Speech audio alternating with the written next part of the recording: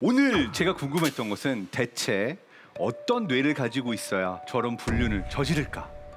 그리고 우리는 왜 이토록 불륜을 흥미로워할까? 이것도 궁금하지 않나요? 그래서 가장 먼저 다뤄야 할 것은 대체 어떤 주제가 와도 왜 양나래 변호사님 이렇게 깨지는가? 왜 불륜 이야기가 가장 재미있는가? 불륜은 사실 흥분하고 화날 만한 일들을 많이 제공하죠. 근데 사실 우리 뇌가 긍정적인 신호보다 부정적인 신호에 5배 정도 강하게 반응을 합니다. 무엇보다도 금기시된 것, 해서는 안 되는 것, 선 넘은 것, 이러한 부분이 우리에게 가장 큰 쾌감을 주는 거죠. 그리고 마지막으로 또 중요한 게 있습니다.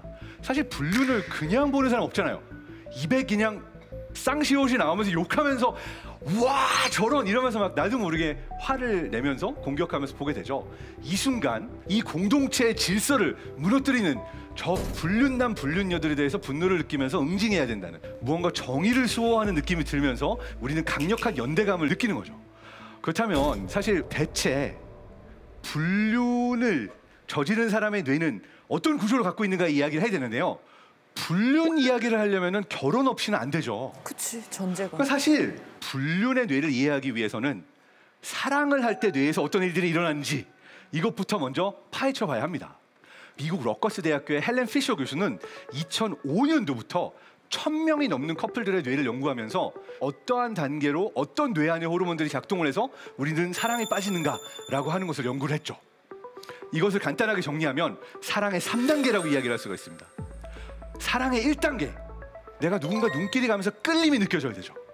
이게 작동을 하면은 꼭 필요한 것이 하나 있습니다. 내가 그냥 끌림을 느끼고 이러고 끝나면 안 되고 나도 모르게 다가가서 번호를 물어본다든지 하는 행동을 하게 되는 거죠. 이것이 첫 번째 단계, 끌림에서 일어나는 사랑의 1단계 메커니즘입니다.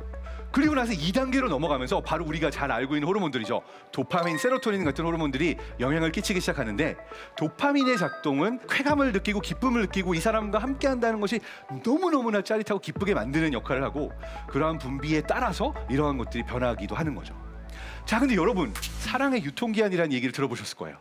내가 처음에는 그렇게 가슴이 뛰고 이 사람만 보면 행복하다가 2년이 지나고 3년이 지나면 갑자기 예전의 그 감정들이 생겨나지 않아.